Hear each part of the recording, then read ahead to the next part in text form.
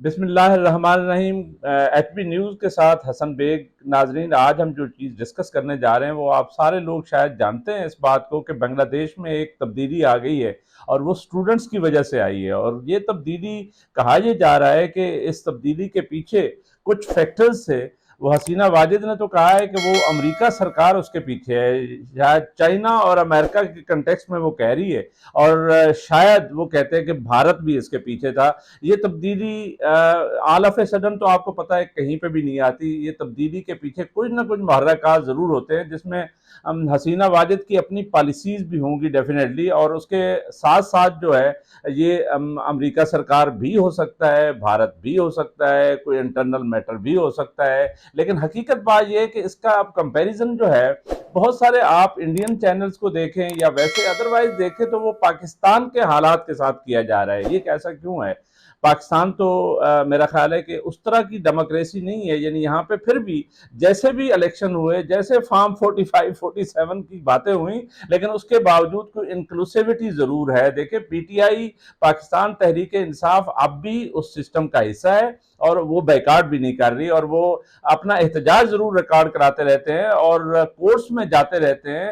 اگر کورٹس میں جائیں گے اور اگر یہ کریں گے اپنے اپنے لیول پہ، یعنی یہ اگر اس کو ڈسکس کرتے رہیں گے تو اس کا مطلب یہ ہوا کہ بنیادی طور پہ پاکستان میں وہ والی تبدیلی جو ہے اس کا امکان بڑا کم ہے۔ لیکن پاکستان تحریک انصاف یہ کہہ رہی ہے کہ یہاں پہ بھی طلباء کی ایک تحریک چل سکتی ہے، یہاں پہ طلباء کی تحریک نہ چلی تو کوئی اور تحریک چل سکتی ہے۔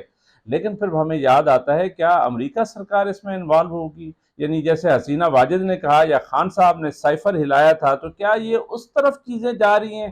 کیا پاکستان یہ پورا خطہ جو ہے وہ ڈسٹربنس کا شکار ہونے جا رہا ہے؟ یعنی اس کا مطلب ہے کہ یہ ایک بات کنفرم ہے کہ اگر یہ ڈسٹربنس یہاں سے بنگلہ دیش سے شروع ہوئی ہے اور اگر یہ پاکستان پہ پہنچی اور اگر یہاں پہ بھی کوئی مسئلے مسائل ہوئے، تو یہ میں آپ کو یقین سے کہتا ہوں اس کا مطلب ہے کہ اس میں پھر کوئی انٹرنیشنل پالیٹکس انوالو ہے، اس میں انٹرنیشنل ریلیشنز انوالو ہیں، اس کا مطلب ہے کہ امریکہ بھارت انوالو ہے اور اس خطے کو ڈسٹرب کرنا چاہ رہا ہے۔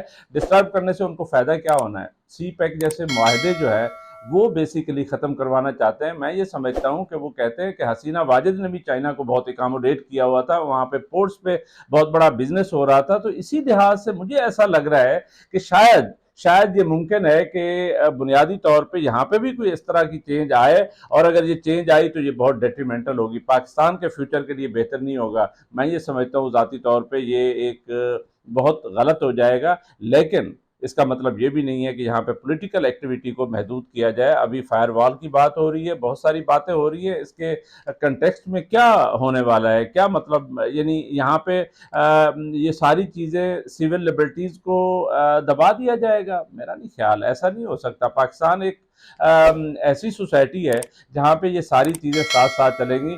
اگر یہ اسی طریقے سے چلا اور یہ ہماری پولیٹیکل ایکٹیویٹی چلتی رہی اور خان صاحب کے ساتھ بیٹھ کے کوئی چیزیں معاملات طے ہوتے ہیں، جس کی ڈیفینیٹلی کہیں نہ کہیں مذاکرات چل بھی رہے ہیں، اور میرا یہ خیال ہے کہ آنے والے دنوں میں یہ مذاکرات جو ہے کامیاب ہوتے بھی نظر آتے ہیں۔ مجھے ایسا لگتا ہے محمد علی درانی کے گھر جو اجلاس ہوئے اس کا نتیجہ نکلنے والا ہے۔ مجھے ایسا لگتا ہے کہ شاید نومبر دسمبر تک یہ حالات بہت ڈیفرنٹ ہوں اور ہمارا ملک جو ہے ایک پراپر پولیٹیکل سٹیبلٹی کی طرف جائے اور ہمارا اکنامک سٹیبلٹی آئے، اور یہاں پہ پاکستان جو ہے یعنی وہ والا سفر شروع کرے جس کے لیے ہر پاکستانی کو عارضی ہے۔ تو میں اس پروگرام کے آخر پہ یہی کہوں گا کہ اگر آپ کو یہ پروگرام پسند آتا ہے تو اس کو سبسکرائب ضرور کریں۔